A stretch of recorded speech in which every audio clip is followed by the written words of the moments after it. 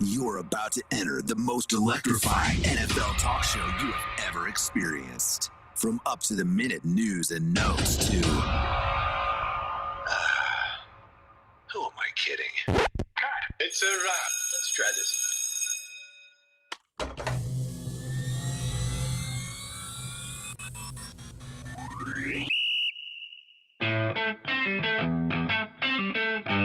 It's the After Further Review podcast with Conor Forrest.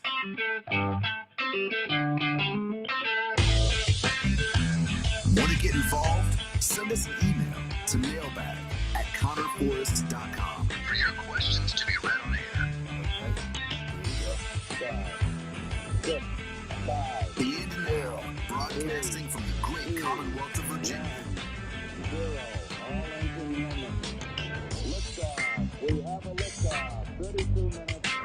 Here's your host, Conor Forrest.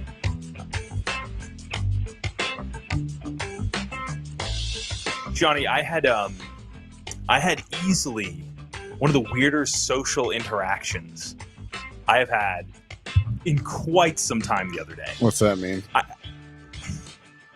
I don't know. There's a couple times I'll go through something or I'll see somebody or I'll have and my first immediate reaction is I have to tell Shawn on the pod. We have to talk about this. I was in the gym and I have just come to the complete and utter realization that the weirdest parts of our society all funnel into the gym. That is true. Why is it that the weirdest sides of people always comes out the gym? What is it about? I'll just tell you the story, and you can react on the other side of this. I'm sitting on I guess it's the tricep machine, right? You're sitting there, you're doing little tricep presses. Big extension, yeah. Right. And for those of you on YouTube who can see these tiny triceps, it's not much of anything. Hello, YouTube. Shawnee and Conor. By the way, let's do a little introduction before I get into the story. After Further Review returns, welcome in, everybody. Shawn Ouellette is on the other side. And it is me, Conor Forrest, your host. We are here. We are live in Ashburn, Virginia. So excited and thrilled to be with you. Thank you so much for tuning in wherever you are on this planet Earth. We are back on YouTube. So we had a little bit of an issue last week. I also had a technical issue that I'll tell you after this story. But thank you so much for joining us because I know you all are tuning into this NFL Talk podcast to hear about my interactions at the gym. So I'm on this tricep machine. And, when I'm at the gym, I go into a little bit of a warp zone. Put your headphones in. I have my baseball hat on. And it's just, you're just going through the motions. And I very rarely do you feel somebody tap you on the shoulder while you're in the middle of a workout. And so I'm looking down. And there I felt somebody just tap me on the shoulder. And I looked up, and it's this guy, probably our age. And he looks at me, and he kind of, does the signal for me to take motions for you to take the headphones out. Yeah. Right. So immediately there and that, okay, this has got to be something important. Right? You're stopping somebody in the middle of a workout. You're telling them to take their AirPods out. This has got to be something of worth. So I took my AirPods out. I said, "Hey, what's up, man?" And he goes, "Are you using that?" And I looked at him and I said, "Am I using that?" He goes, "Yeah, you're using that." And I'm going to say the words I said to him directly. I said, "Am I using this machine that I'm sitting on?" He goes, "Yeah." I said, "Am I using the machine that I'm sitting on and using?" "Yes." He goes, "Oh, okay. All right. No worries, man." And he just turns around and walks away. And I'm not kidding you, Shawn. I got up and I was like, this day's over. I got to call it. This workout's over. This day is over. I need to go home. Between the times you go to the gym and people are hanging upside down like monkeys at the zoo on the kind of the big pull-up bars, right? Whether it's I'm 15 years old and I can't go to the gym without bringing 17 people to stand around me and take TikTok videos of me while I'm on the bench press.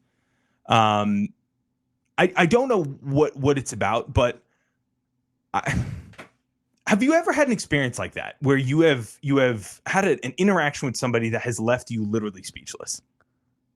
Personally, I don't think so. Although there are some weirdos at my gym. You're right about it. Brings out the weird in people. Dude. We have a lot of people who will like sing their songs and like out loud and dance. You can't. So do they'll that. be like between sets doing whatever, and then when they're done, they'll just be like, yeah, and they're like dancing in the gym. I'm like, dude, like I have my music full on, and I can hear you and see you, and you're distracted. Like, be normal. Just be normal. That is really, really, really, just be normal. That would be my presidential slogan if I was running for president. I think the big banner in the front would be normal. Mm-hmm. Just be normal. Just do what everyone else is doing, and don't make it all about you. Yeah. I don't know what that's. Also, what is that about? Wouldn't you be slightly afraid of being the center of attention? It's a little embarrassed if you were dancing around in public with your headphones in to music nobody else can hear, and you're in a very public place, the gym, wearing probably not like the most attractive clothing, sweating. You just all can't that. be doing it. But like, where's the filter where people are like, okay, other people are here, like they see. I don't know. I don't think there is one, but I remember actually thinking about as I was going home, like, what was that guy like? What was going through his head? Was he trying? I think he was trying to probably ask me at some point. I think what he was trying to. This is maybe me giving him the benefit of the doubt. I think he was trying to ask when I would be done using it, or am I done using it? And I think it came out, "Are you using it?" Right. But those are the words he said to me. Am I using it? And so I clarified with him a couple times, like, "Am I using this?" And he says, "Yes." Am I using the machine I'm sitting on and using? And he goes, "Yes." And I went, "Yes, I am." And then he just walks away. You know what? That's actually better than the people who just stand and kind of like walk back and forth. Have you ever had that? And they're like waiting, like you can tell they're waiting for you to get off a machine or a squat rack or whatever it is. Yep. And they just kind of sit there and like walk, and like they'll look at you through the mirror and then look at they'll you use a directly. hand sanitizer and just be wiping down the machine and next just like to you for staring 20 at minutes. you. Yeah. And I'm like, all right, buddy, you're creeping me out here. It's brutal, because then when I'm waiting for somebody, it's perfect. I'm like, the calf machine is a perfect machine for texting. Apparently that machine is just meant for sitting down and scrolling through Twitter, because I can't tell you how many people I am seeing there just sit there and I'm just scrolling, and it's like, I need you to please just move. Yeah. Like, it's the same concept of, and I'm the number one victim of this. And I don't know what it is, but when you're in the car and you park in a parking lot, you don't get out. You immediately pull out your phone and just start scrolling. What's that about? I do that more than anybody, but like, what is that? It's this immediate, like, I'm sitting on this piece of gym equipment and my AirPods are in. I have to take my phone out and I've got to scroll. I have to look at something. I don't get it. That's bizarre. The gym, man, it is a strange place. It's a place for animals. I can't make sense of it. But welcome in again, everybody. After Further Review is here. We are live. We are live on YouTube. We are live again wherever you get your podcast. So if you're stumbling across this for the first time, we are live everywhere. We are live on the Odyssey app now. I found that out. So we're on the Odyssey app. So if you go to Odyssey and just search After Further Review with Conor Force, you will find the two of us. Preseason week 1 officially kicks off tonight, Johnny. So it's been great getting the podcast ramped up again. On Wednesday, we had our debut episode of Inside the Beltway, which was fun. I recorded that on Wednesday. I got to go out to training camp on Tuesday. How was that? It was great. I recapped that on the Wednesday episode, but it was great. I actually had a question for you that is not football related at training camp. When is too early for pizza? Like in the day? Yeah. So I'm going to preface this by saying I think all of us at one point have had cold pizza for breakfast. Like Domino's, yeah. Right. We've all done that with the Domino's box. We don't even bother heating it up. We just grab it and roll. We've all done that. I pulled up to training camp. Practice started at 9. I got there about 8:25. And Paisanos, which is a pizza kind of chain in this area in the Mid-Atlantic. Big sponsor of the Commanders. They had a truck and they were doing personal pizzas. And I was stunned dozens and dozens and dozens of people were walking to the bleachers at 8:25 in the morning with just like a hot pizza. I remember just sitting there. I was sitting there just thinking to myself, like, when is too early for pizza? Because cold pizza, hot pizza. What if it's a breakfast pizza? Like a little bit of egg on there, some bacon, sausage. You're doing the CC's bit, right? Where it's like the breakfast pizza situation. I think that would fall under a breakfast food, right? But like, because you're getting the eggs, you're getting it's on like a biscuit crust. Like, you can get away with but that. You're talking like pizza. I'm talking pepperoni pizza like buffalo chicken pizza. And by the way, it's hot. Like it was in an oven. I couldn't believe how many people were doing it. And I just kept looking around and just watching people just eating pizza. I kept looking at the clock going, man, this is.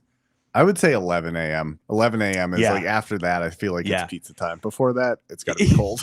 So, and because I can relate to a lot of times like construction workers, they're at the site at maybe 4 a.m, right? If they're so, for us 9 to 5ers, if you start your day at 9, lunch kind of falls at 12, and then you're out the door around 4:35.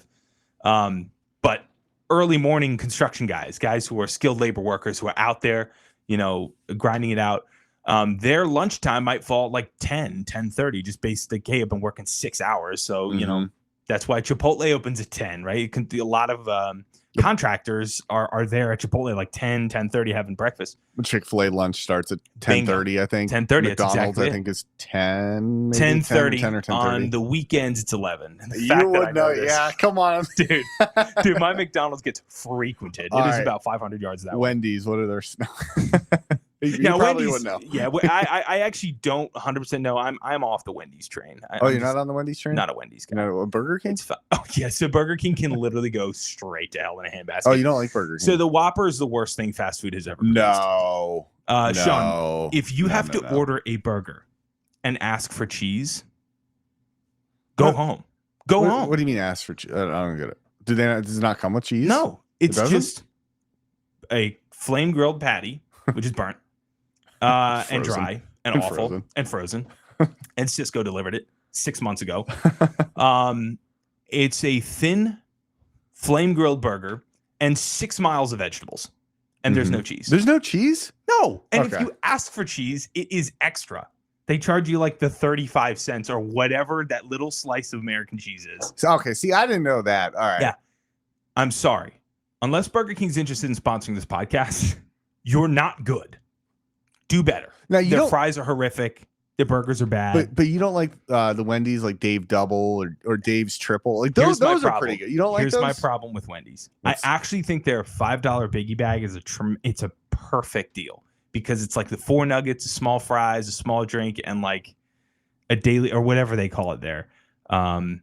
A Dave's single or whatever. And it's like perfect for like a snack because it's really small. It's like small serving of each. But you, Mr. Sodium Monitor guy, health guy, a snack. If you say burger, nuggets, fries, and a soda to a European and then say snack, what? Yeah, that's 2 days worth of food right there. That's right. That's what happens in the land of the free over here. Exactly. Where was I? Wendy's. Here's the problem with Wendy's. The pickles that they put on their burgers are bread and butter pickles, and they ruin it. They're the sweet pickles, and they're awful. Okay. Dill pickles are the only thing that belong on burgers. Do you like the Chick-fil-A with pickles? Love it. Okay. Love it. All right. Some people hate it. Some people are like... And you're a former Chick-fil-A guy. I always get extra pickles. There you go. Good man. Some people, it's like they're in a cult. They're like anti-Chick-fil-A I know. pickles. It's like the Taylor Swift groupies. Like it is just a nonstop. Like it's the same with mayo. When I worked at Jersey Mike's, that was my first job, was Jersey Mike's subs. And I couldn't believe how many people either liked mayo, or if you put their sub within 6 feet of mayo, they would go into anaphylactic shock, or they would scream and freak out. And it's just like, I'll never forget when I accidentally put mayo on a guy's sub, because I think it was like the number 8 club sub automatically comes with mayo. So unless you ask, for no mayo, it's going on there. And so I started putting the mayo on, and I mean, he yelled.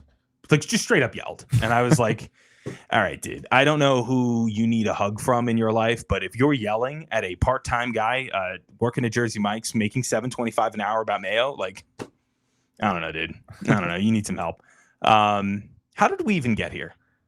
You mentioned, McDonald's hours. You go, actually, on the weekend. That's right. Oh, hold on. We have to circle this all. We got to put a bow on this. Okay. You said 11 a.m. is the earliest for hot pizza. I think that's the earliest. That to me is like the earliest I'll have lunch is 11 a.m. Yeah. And that's only if I'm up, like you said, with the construction workers. Sure. You're up early. You've been doing stuff early. 11 comes around. And you're like, I've been working for X amount of hours. That's where I'm at. Yeah. I think 11's I think because that's when if any restaurant is serving breakfast, they're going to stop at 11. Okay. So that makes sense. Let me ask you this one more before we get into football. Sure. What time is too early for movie theater popcorn? Oh, so that's a good one. Noon. You shouldn't be eating popcorn before noon. It just doesn't make sense. It's not satiating. So you should have popcorn at an event or at a movie. Popcorn you could eat a bucket of it and you would leave as hungry as you did. I mean, it's not satiating. So it's supposed to be had while you're experiencing or doing something. So if you're eating popcorn at 8:45 in the morning, turn yourself into the cops. I don't really know what other way to put that. That's a good one. Yeah, that's a good one. Yeah, interesting. I just thought the Paisano's pizza bit at 8 o'clock in the morning was a little aggressive. Hey man, they got a lot of customers. It sounds like. I mean, it was nice because but it was funny because like you'd see there, and it was great to go out to camp and see all the families there. I think that was my favorite part, was seeing all the kids there. But you see the dad with all the kids lined up with their mini pizzas, and I'm like, listen, man, like you got to do what you got to do. Look, sometimes pizza. I am number one guilt on Domino's pizza in the fridge. You come down in the morning time, and it's just. You have eggs, you have sausages as an option. I'm just going straight for the cold barbecue chicken pizza. So been there, done that, my friend. Been there, done that. But plenty to get into on the football side. So, Shawnee, let's catch us up. Last week, we are doing a preparation segment for all 32 teams, and we're breaking them into divisions. Last week, we did the NFC and AFC East. This week, we're going West. So we're doing the NFC West and AFC West. We're going to give you a breakdown of each of those teams, kind of what they've kind of accomplished in the last few months and kind of what the prospects look like for this coming season.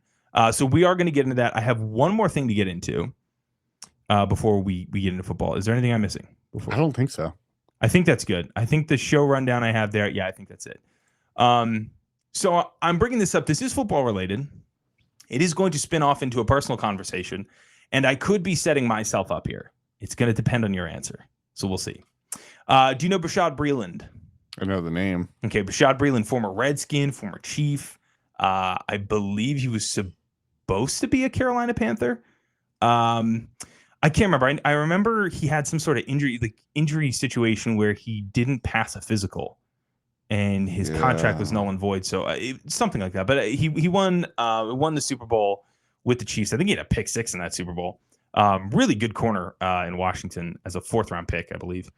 But unfortunately for Bashaud Breeland, yesterday was not a great day for him.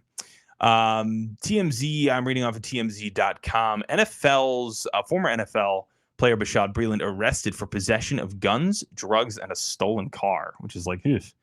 Former NFL cornerback Bashaud Breeland, a one-time Super Bowl champion, was arrested this week after cops say he was in possession of drugs, a slew of guns, and a stolen car.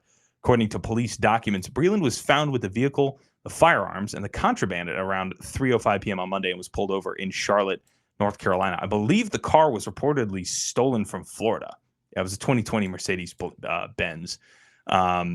They added, during an ensuing search of the car, they found a bevy of weapons, including 2 AR-15s and 2 AK-47s, and over 5 pounds of marijuana, and I believe over $7,000 worth of drugs. So that's unfortunate for Bashaud Breeland. That's a big charge. That's a tough day. I believe he posted a $30,000 bail for himself. So that actually seems low for that. Yeah, interestingly enough, I thought that too. But nonetheless, he is going to be facing. Let's just be clear, he'll be paying lawyer fees. That's unfortunate. I remember Bashaud Breeland when he was here. I actually met him once or twice. Nice guy. Clearly, whatever is going on down there is going to sort itself out. The reason I'm making this a personal conversation, Shawn, is I saw this and I had to ask you. When was the last time you were pulled over? Last time I was pulled over? And what did you do? When was the last time I was pulled over? You have been pulled over before. So I was in an accident in 2020. Okay. I got a ticket for following too close. That wasn't pulled over though. It had accident happened. Cop comes and goes, "Well, I'm going to write you a citation." Okay. Pulled over. I got pulled over. I've been pulled over once in my life. Okay. Thank God. Once in my life. I was really hoping you weren't going to be. I've never been pulled over. I've never been pulled over. How many times have you been pulled over? Yeah. I was waiting for that. All right. No, I've been pulled over once on 28, actually, right as it goes along. Now, 28, let me explain myself. It's 55, right? Yes. Name one car that goes under 65 on 28. None. 0. None. Yeah. None. 70 is really like you will what go people 75 go. on 28 and be passed out. I was going 79. So it was like well above the speed limit. However, I'm so glad that you got in trouble. I did get in trouble. However, is that really like it's not that noticeably fast compared to other cars? Like, I mean, really, like 70, 75 is like realistic on 28. Paper, when you say 79 to 55, and it sounds horrible. It sounds horrible. I should be in jail. But I will say, well, you and Jamin Davis should start a podcast called I Need to Slow Down. But no, it sounds way worse than it. You have to was. know the road. Yeah. And by the way, everyone knows these roads in your community, wherever you are, where I've been on Route 7 and watched cops pass me going 71 and it's at 55. And I've watched cops do that. So everyone has those. I'm really glad you answered that. And have you been pulled over? Yes. Okay, multiple times. Okay. Multiple. Well, so come on. Once for speeding, the rest for so I did get caught speeding on the toll road.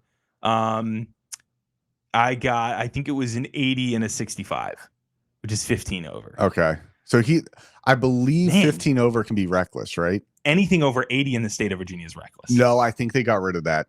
Did they? I believe now it's strictly 15 over. I think they got rid of anything over 80. Man, this is all starting to flood back to me. I've actually been pulled over. Come on. Yeah, I thought I was bad. You're giving me. Right. So, first of all, you went 79 to 55. You're a jerk. You've been pulled over multiple times. Okay, all right. Hear me out. So, first was speeding, 80 and a 65 on the toll road. That was tough. That was a state trooper. Really nice fella. But I got pulled over. I was under 21. So if you get pulled over for speeding and you're under 21, you have to take a class again. You have to take really? A driving school class again. And I had to do that. It was brutal. After work, I worked at a gym as a fitness attendant, and then I had to drive to Tyson's and do like a class till like midnight. It was just brutal. But that was my first. The rest they're making bad drivers drive after midnight, dude. I know. Isn't that unbelievable? They're just thinning the herd. Well, I remember feeling really bad about it and getting a speeding ticket and just feeling terrible. My parents were obviously disappointed, and it was a tough conversation. But I got into the class, and then I realized I am the best of all of these people. Mm-hmm. I mean, I'm sitting next to dudes who are like, yeah, man, wasn't paying attention. I went 110 in a school zone. It's like, brother, what? And just get your license revoked forever.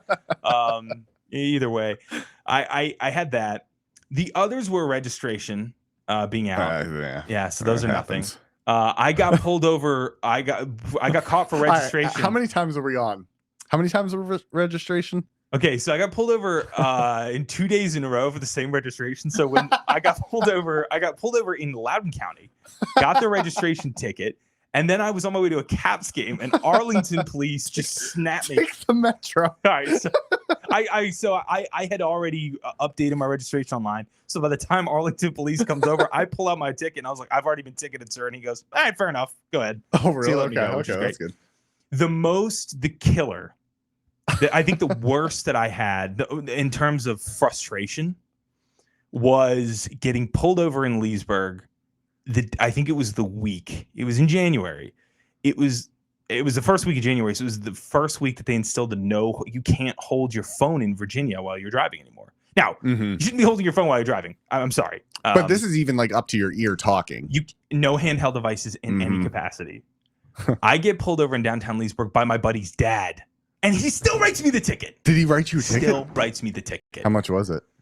So the ticket was literally, by the time all the charges were done, it was like 400 and something. No. It was something absurd. 400? It was something absurd. I'm assuming he's not your friend anymore. It was like three. Yeah, let's be clear. We haven't talked in a while.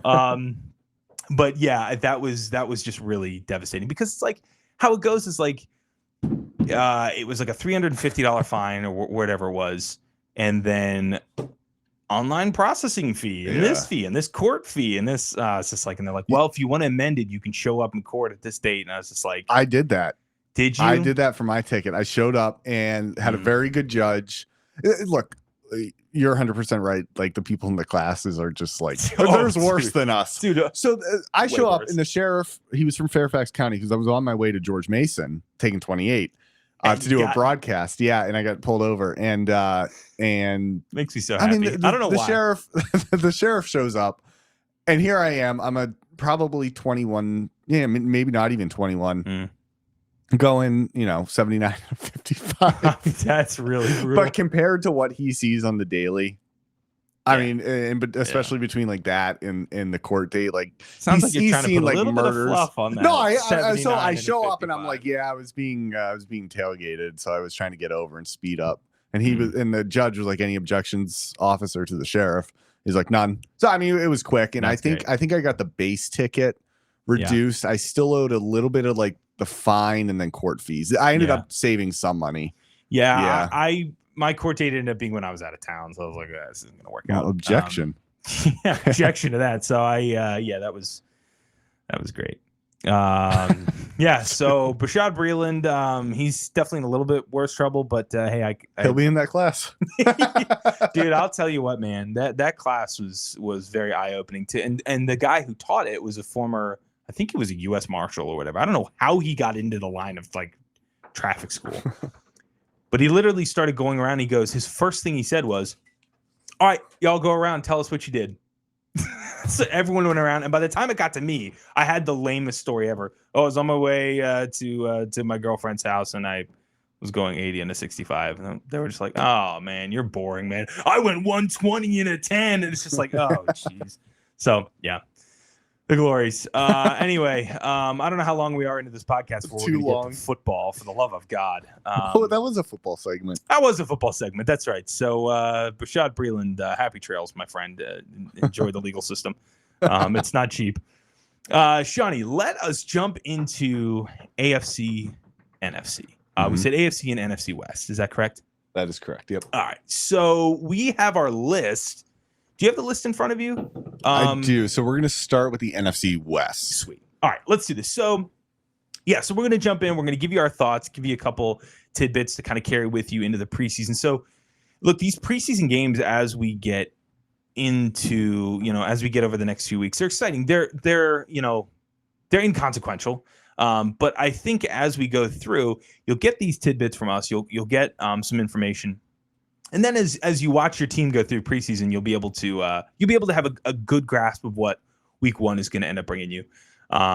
So let's just jump straight in. Let's start with the NFC, like you said. Want to start with the Seahawks? Seahawks, let's do it. All right, let's do it. So let's start with the Seattle. So the Seahawks were 9-8 last year, made the playoffs. Big surprise last year, right? And that was the whole, you remember, I believe the season opener was Russell Wilson returning on Monday night to Seattle. That was the big thing. The ascending Broncos, who are now Super Bowl contenders, and the Seahawks, who are probably picking in the top 5. Remember that? That was the narrative. And they just shocked everybody. I mean, horrifically bad. And Geno Smith just had a resurgence. The defense was good. That offense was really balanced and fun. Made the playoffs. I mean, they got destroyed by the 49ers, but nonetheless, Nate wildly exceeded expectations. They came into this year with 2 first-round picks, and I think they used them well. Devin Witherspoon was that first pick that they took, that Illinois cornerback, and they went with Ohio State's Jackson Smith-Njigba. I believe it was in the 20s they took him, but that's a really great receiver. He's a plug-and-play week 1 starter. They obviously signed Geno to an extension, brought back Bobby Wagner and Darren Reed. Are they a playoff team again, do you think? It's going to come down to Geno. It really is. It feels like it will. Yeah, I mean, he had such a good season last year. You just wonder if he can sustain that success. Right. I mean, other than the 49ers, you're dealing with presumably another weak division, I'd have to imagine, in the NFC West. Yeah, I mean, Cardinals, I think we were talking before the podcast. We'll get into them, but they're probably going to be bottom of the NFL. You're looking at the Rams and a rebuild. Yeah, I mean, I don't disagree. I do think the Niners are the best team. Yeah, that's how it feels to me. I think that defense, I think you're obviously on the back 9 of Bobby Wagner's career, but I think that defense has proven to be pretty good. Still got DK Metcalf as still a receiver. got DK Metcalf, and I do think that Jackson Smith and Jigba is going to be a tremendous addition to that offense. I think you got to feel good about Seattle. I mean, if you're coming in with you're riding the high of last year, and I think what made Seattle's year that much better was just how low the expectation was, and they just blew it out of the water. So I think you've got to have the Seahawks as playoff contention. I think the NFC is going to be weak again this year. I mean, that's a lot of our conversation with Washington is this conference is going to be weak. So if you can stay competitive in your division, you're going to be in the playoff picture. Yeah, because you're going to see teams probably just a game over 500 making the playoffs, maybe even a game under 500. Totally. I mean, we could see the NFC South having their division winner being a couple games under 500. Completely. So yeah, NFC, if you're in the NFC, it's like, it's not as urgent as the AFC to get these wins. Just kind of maintain where you are. Yeah, that's how it feels. That's totally hold your ground. I feel like the NFC is going to mirror a lot of what it did last year. So I think you're going to have that similar Giants, Seahawks, Commanders in that playoff picture if things kind of go the way I think they'll go. I think you got to feel good if you're Seattle. I think they had some good drafts in there. Obviously, so well coached and a great franchise, good fan base. I think Seattle are I think they're on the up and up. They should feel good about what they've got. Rams, on the other hand, let's go to Los Angeles. They probably had the worst Super Bowl defense that I can remember in a long time. 5-12 last year, complete deflation from winning that Super Bowl. But predictable. Home. In a way, it was predictable. I just don't think, I think people underestimated what Matt Stafford's injury situation was going to be going into last year. And I think, I really do think last year was a complete response to the fact that they've really in previous years completely rejected the draft, just trading away draft picks like they're candy at Halloween, and also having an aging roster. I mean, they've held on to a core and they've done well, but it's an older roster. And going into this season, they've lost a lot of they've lost a big group of veterans as well. Leonard Floyd, Jalen Ramsey obviously went to Miami, and Allen Robinson is also gone. So look, the biggest question mark has to be Matt Stafford. What is his health going to look like? What is, that's it. That kind of, to me, is everything. What does his health look like? And what does he give you? Demarcus Robinson from Baltimore is a receiver. They signed in free agency. They also signed Brett Rippon as a backup, and that is literally it. So Cam Akers coming back, I think he should be a star. I think he should be really good. But I don't really know what the Rams are building around. I'm not quite sure what to make of them. If Stafford struggles, I think they're just going to march themselves right back into a 5-12 situation as they were last year. So I don't know how to feel about the Rams. I don't think they're going to be particularly good. I think their defense is still good, but whatever Matt Stafford gives you, I think is their ceiling and also their floor. What do you got on the Rams there, Shawnee? Yeah, Stafford, Cup. You got to hope that he's healthy. What does Sean McVay do after this season? I know there was some talk last year about whether or not he'd step away. Aaron Donald. He's probably getting close to the back nine of his career, as you would say. Yeah. So yeah, I mean, this is going to be a big year for them. Where are they? Again, weak NFC. You can string some wins together. You could sneak into the playoffs, and anything can happen. But yeah, definitely one of the weaker teams in that division. Yeah, it makes me feel that way. And I just don't know the severity of Matt Stafford's injury. I don't know how serious. And I know there's been talk that he's been feeling good. He's been looking good. I don't know what to make of that. I just have had to subscribe to the concept of, watch what they do. Don't listen to what they say. So that's kind of what I have there on the Rams. 49ers, they are defending division champs, 13-4. Obviously defeated Seattle big time in that wild card round and lost to Philadelphia in that championship game. Big time. It was a 31-7, but that was bizarre. That was obviously a really bizarre game riddled with injuries. The 49ers had a really fascinating and wild year last year. You remember, I believe they started, I want to say they started like 2-4. Well, did they lose week 1 in Chicago? I think they did. Remember that really rainy, just super torrential rainy, downpour? Really bad. Trey Lance, who had a bad camp due to reports, obviously didn't look very good. They went through 3 quarterbacks. Jimmy Garoppolo came in and got hurt. Trey Lance was bad, got hurt. And they ripped off 10 in a row. They won their last 10 regular season games and kind of just soared into the playoffs off of Brock Purdy, which just came out of absolutely nowhere. So a weird quarterback situation to start the year and kind of got their groove going. Javon Hargraves from the Eagles is a huge offseason addition for them. Adding to a defense that's already it's just stacked. Especially that front seven. They did lose, they did lose some defensive veterans in free agency. But look, Jimmy G is gone and Purdy takes the reins. I think the 49ers, if you offered them a couple Snickers bars, they'd give you Trey Lance. They're out of the Trey Lance business very clearly. But you just Google the 49ers offensive roster and it's just star. And I think if Christian McCaffrey is healthy at running back, I think they'll just coast right to 2 in a row. I think they'll win that division 2 years in a row. What do you got on the 49ers? I mean, I 100% agree that the question's going to be Brock Purdy. Yeah. As it always is with the quarterbacks. And then can he compete against the top of the NFC, which would be probably Philadelphia. I think they handled Dallas pretty well last year in the playoffs. Which was great, by the way. It was great. Made me so happy. They're in really, really good position to win this division and be a top team in the NFC. Yeah. Which is, I'm thinking we're seeing a mirror to what they did last year. Yeah, I'm with you. I think that's the best team in the division. I think that's the best team in the division. I wouldn't say by far, but I think there's a space between 1 and 2 there. I'd put 49ers, I'd do Seahawks, I'd go Rams, and then we get to Arizona, which we get to next. I wrote down this little sentence for Arizona. I said they are locked and loaded for 2024. Because let me tell you, those guys are in the business of Caleb Williams in the draft.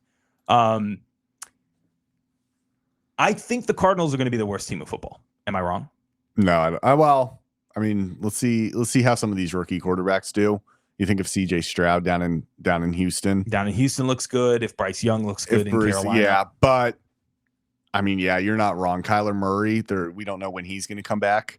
No. Cliff Kingsbury's gone. They've got a new head coach. This is a rebuild.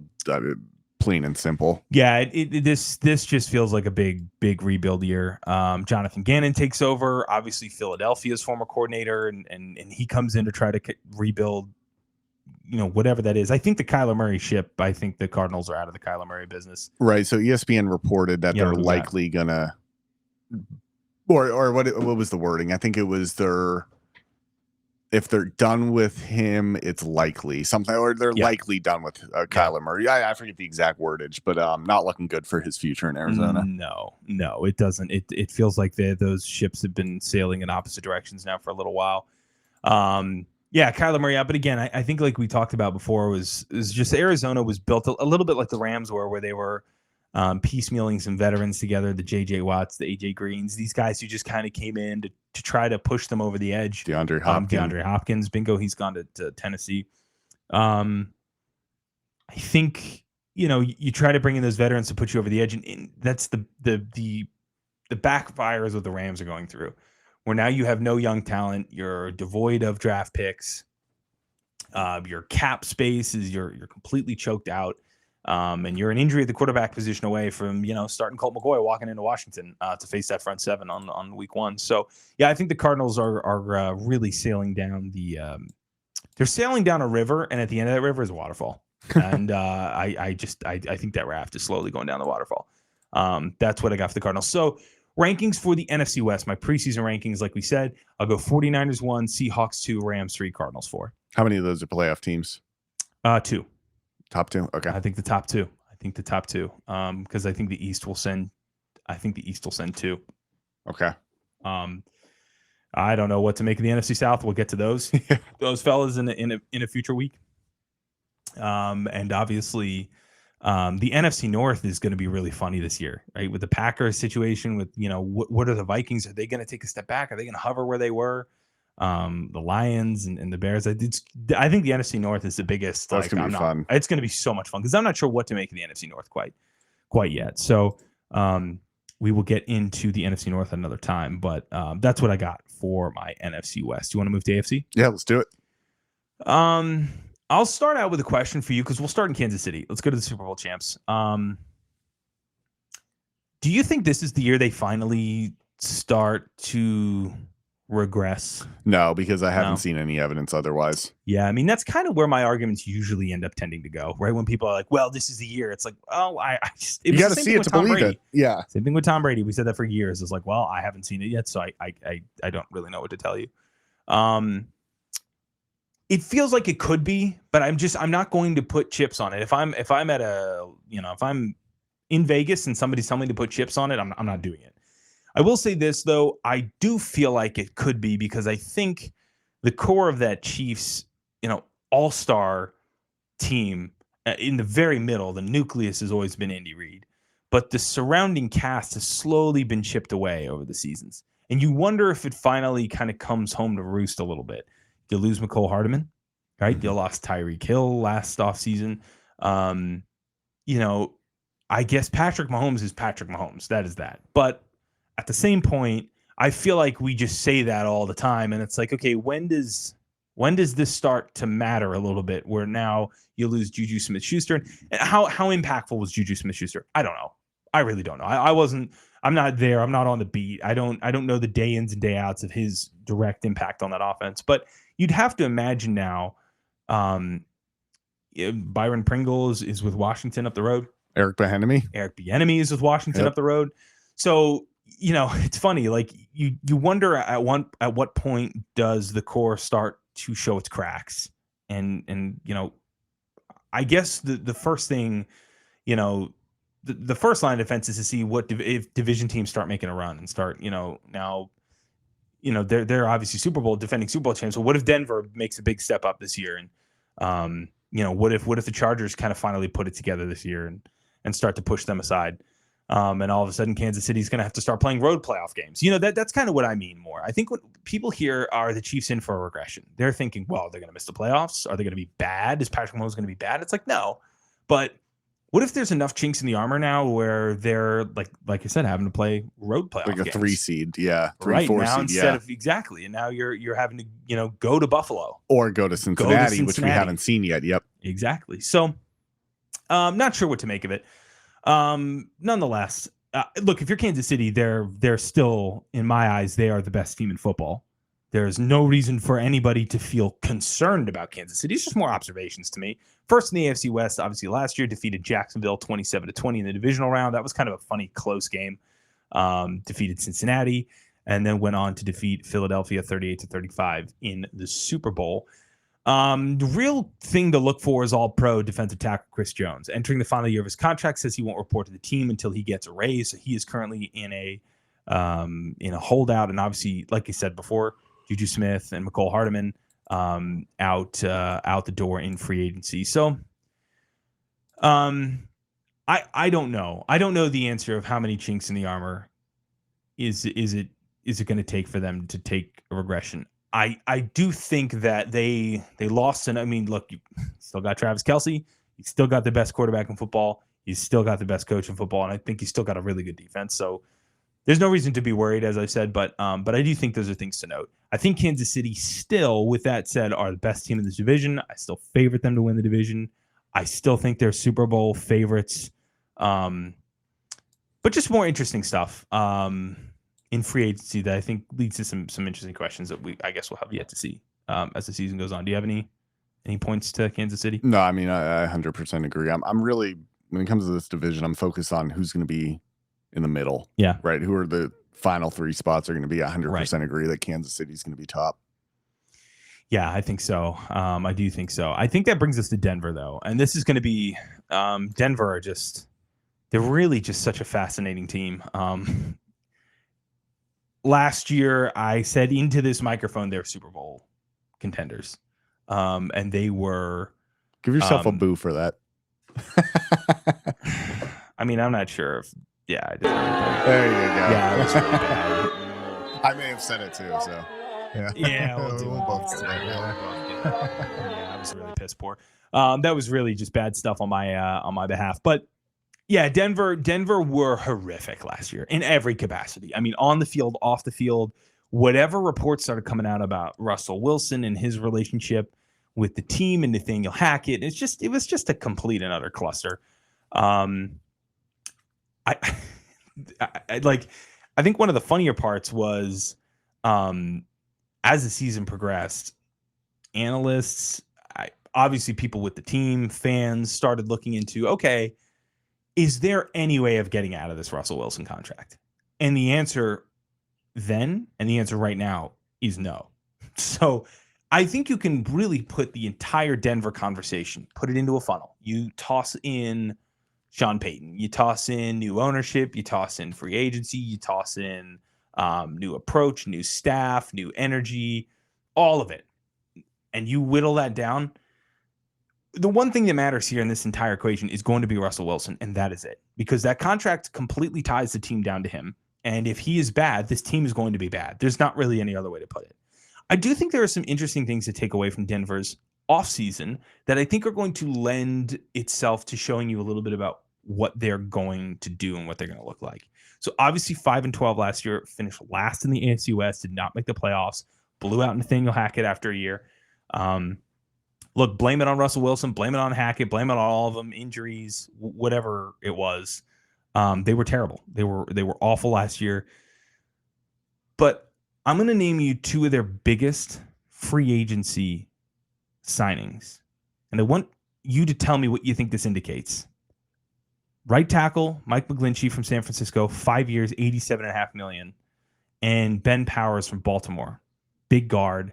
They signed him to a 4-year, $51.5 million deal. They also signed Samaje Perine from Cincinnati. That's a bowling ball. That is a bowling ball running back. Really, really strong guy in between the tackles. You know, you need 4 yards, you'll get your 4 yards. You need 10 yards, you'll get your 4 yards, right? But he is just an in between the tackle, and he actually really expanded his game in the receiving game as a running back in Cincinnati. But what does that show you? That they're not trusting Russell Wilson with the ball as much. They're running it more. Bingo. I think that this is what, and I think you look back to what Sean Payton did in his, and in the second half of his career in New Orleans with the Saints. Mm-hmm. Featured a lot of Mark Ingram, featured a lot of running backs. Like running backs in New Orleans were kind of the bread and butter a little bit, right? I mean, you go back through the years, with the Reggie Bush years, you go back to the Pierre Thomas years, the times that they had good, solid running backs. I mean, that's always been a part of a Sean Payton system. And I think if you're going into this same conversation in Washington with Sam Howell, when you don't trust the quarterback to drop back 40 times a game, you've got to get him a balanced running game. You have to have that. And I think that that's what they're trying to establish. So look for that with Denver. Look for a more balanced running game. Look for them to take the pressure off of Russell. And I think it's going to be a challenge for him, because think of a single time other than Marshawn Lynch. Marshawn Lynch was a star with them, but think about Russell Wilson has always been a shotgun, take the snap, run around, make plays. He's never really been in a system where he's been, tied down to, hey, we need to run the ball 25, 30 times a game. We need to get this offense balanced 50-50. So how does that is my theory. I don't know if that'll come true, but I think everything that you've seen them do lends me to think that that's the direction. Well, and like you say, always pay attention to what they do rather than what they say. Don't listen to what they say, just watch what they do. And if you watch what they do, I think this is the direction the arrow is pointing. I don't think Denver is going to be as bad as they were last year by any stretch. I don't buy them yet. I'm far less of a believer in them than I am the Jets, but I put them and the Jets in the same categories. So I have to see it to believe it. Got to see it to believe it with Denver. I have to see it to believe it with the Jets. So yeah, that's what I have on Denver. Anything else? I don't think you got so. Anything else? Nope. All right, let's head out to Vegas. So Vegas is interesting. I have for the longest time not been a believer in Josh McDaniels. I've said I don't know why he got another shot at head coach in Vegas. I don't understand it. He's not proven to be an effective NFL head coach in any capacity. So that has always led me to not really believe in the Raiders under Josh McDaniels in really any capacity. So you look back on last year at 6-11, third in the AFC West, obviously didn't make the playoffs. The big addition is going to be Jimmy G from the Niners. Derek Carr had been. I was saying this to Sean before we cracked the mics tonight.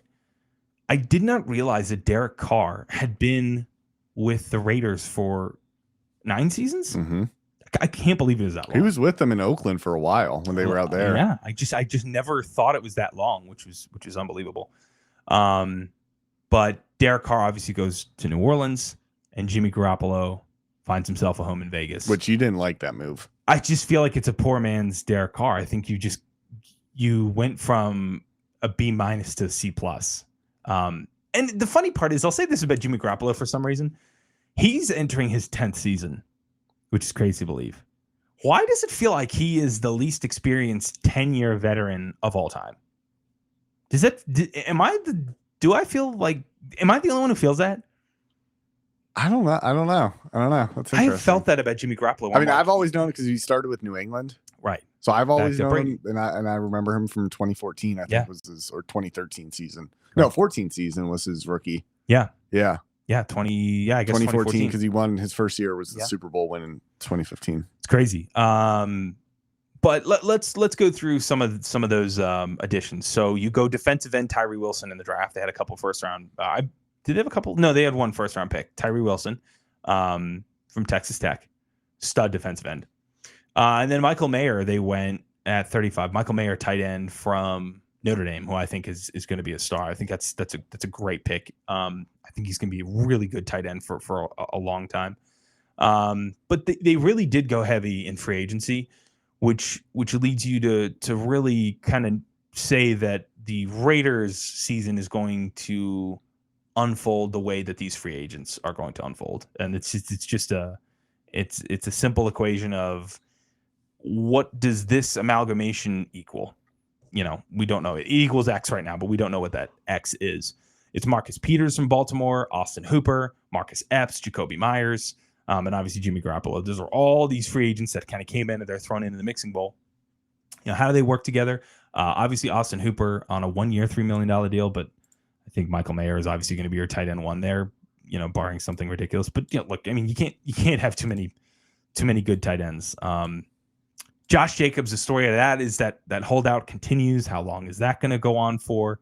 How's that relationship going to play out? But like I said, Jimmy G, I think we know what he is, right? He's a game manager. He's a good dude. He's a great teammate. He's very handsome, but he's never thrown for more than 4,000 yards in his career during a season. So I don't know. I think we kind of know what he is here. So I don't have as much confidence in the Raiders. I think they might be a little bit better than they were last year, but I can't imagine they're much better. I see them in that 7-10, 8-9 range. Okay. That's kind of what I have for them. And last but not least, the Chargers.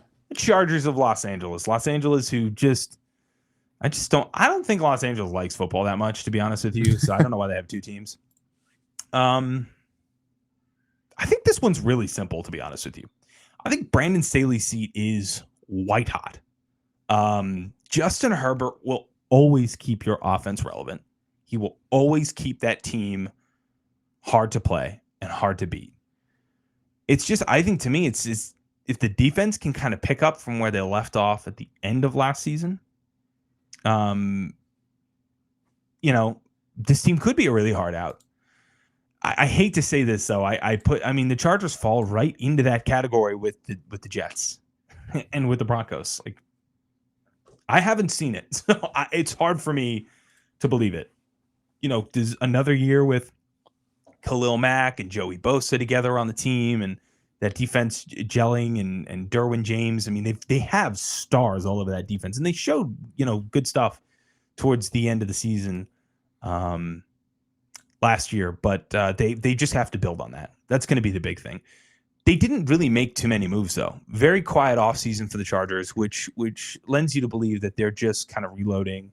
Hopefully another year of experience for Herbert, another year of that defense gelling, and a couple adjustments. Maybe I think the Chargers could end up like the Cardinals did a couple years ago, where Cliff Kingsbury comes back in. They were competitive. They were good. They weren't great.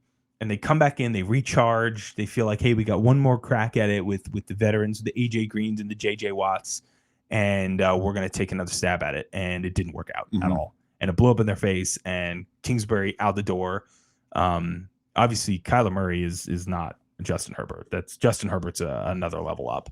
But I think it could be a similar situation there where you're trying to get the band back together, trying to run it back, and it could either go really well or not so well. So with What do you got on the Chargers? Do you think Brendan Staley is a potential midseason fire, depending on how things go?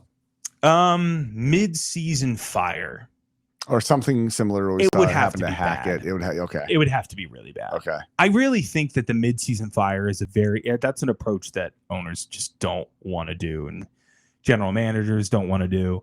It basically throws the white flag of the season 6 weeks in, and you just don't want to do that. But it would have to go very, very poorly for that to be the case. And I think the Chargers have too much talent for it to be that bad. Okay. So I don't think so. All right, where are you ranking these teams out west from 1 to 4? 1 to 4, I'll go Kansas City 1. I'll say Denver 2. This is the fun part. Yeah. Yeah. It's like, where do those 3 teams mix in? Oh, see, this is interesting, actually. Like, do you trust Denver enough to jump the Chargers? It's a great question. See, I would go Chargers too. For the sake of argument, let's go. I'm going to go Kansas City 1, Denver 2, Chargers 3, Raiders 4. Okay. I think this is the interesting division here because I think each of these teams have a chance to be pretty good.